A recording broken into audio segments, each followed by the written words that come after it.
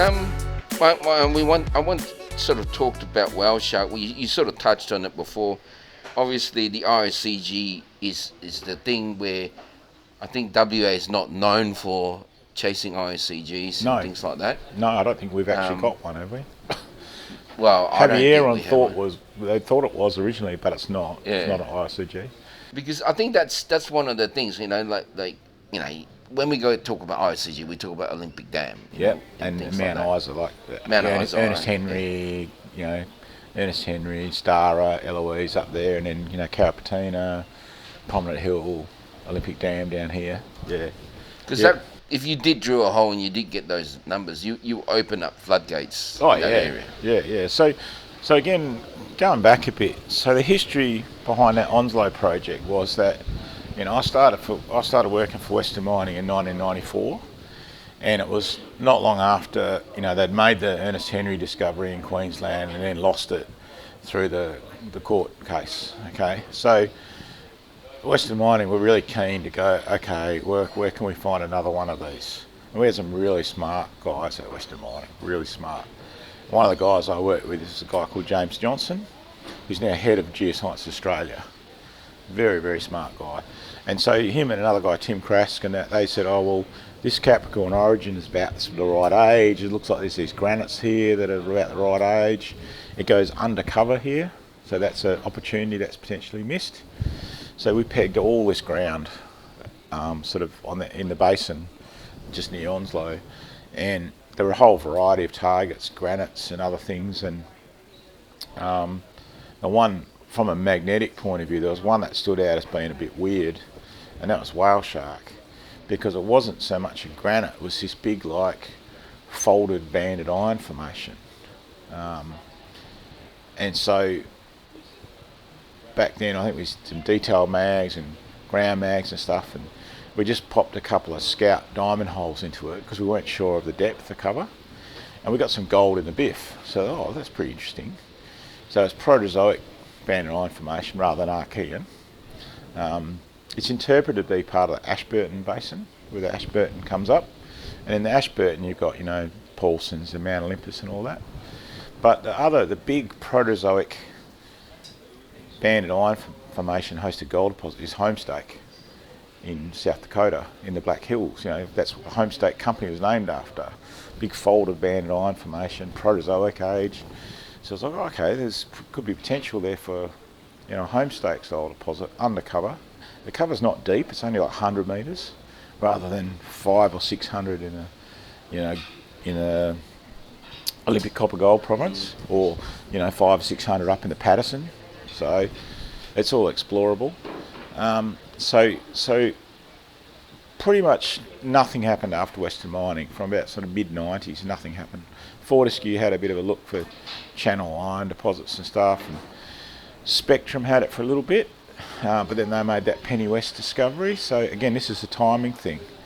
You have a project, you have another project, you make a discovery, all the focus goes to here. Doesn't mean necessarily that that's a bad project, but just your resources go here. So that it got dropped. So I saw it in 2019 and picked it up. I thought, how are we going to explore this? I'd seen that Callum at Greatland had done MMI sampling over Javieron through 450 metres of cover. They got anomalies. And I know the Antipa guys had done the same thing up at their Calibre and Magna deposits and stuff. So I thought, we'll have a crack at this, at Whaleshark. Do a K by half a K sampling. And we got some really good anomalies. We got copper, and we got uranium, and we got moly and tungsten, all the things that you would sort of expect from an IOCG. And they're sort of sitting on the edge of this granite, which is intruding into this biff. So I thought, okay, that's pretty good. And we went back and did a second round, infilled it in a couple of areas. The anomalies got more consistent, coherent. So one of the things was, because of the depth of cover, because you're only talking in some places shallow as 20 metres, we thought, well, we can get an air core rig out there and we can just drill down to the top of the basement with the air core rig, and if it's anything less than 150 metres, then we can definitely get it with the air core rig. then we can just see if there's any like dispersion at that top of the basement. And unfortunately for us, James Cook University, I think it is, they put together an atlas on Ernest Henry with basically every data set, mags, gravity, radiometrics, soil geochem, interface drilling, everything. So I'm like, oh, I've got this great model to work off. I know about the geology, I know about what it's going to look like in terms of magnetics and EM and all sorts of stuff. So we thought, okay, we'll go out, we'll go test these couple of targets with air core drilling. We'll get a look at the geology, and we'll get a look at the dispersion. If we find some mineralisation, great, but that's not really what we're looking for at the moment. We're just looking for like the smoke. And we drilled 250 by 250 metre grid, and the whole depths ranged from 20 metres to 150 without hitting basement.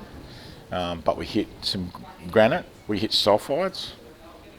We thought we actually saw some chalcopyrite, but it probably wasn't. But we saw sulphides and stuff in the basement. So, and then when we got the numbers back, we were getting copper hits in granite up to almost 200 ppm copper in a granite, which is unusual. And then when you do that comparison with Ernest Henry, the things that you see at Ernest Henry, obviously copper you see, but you see uranium and you see tungsten and you see moly. We're seeing those same things. Okay. At Whaleshark. So now what we want to do is we sort of prove the concept, I guess. What we're going to do is we've got 3 of these bigger soil anomalies. We're thinking we want to go and do some ground geophysics, so probably EM, maybe IP, but probably EM. And then hopefully that'll give us then a bit better target to go back for with deeper drilling. So that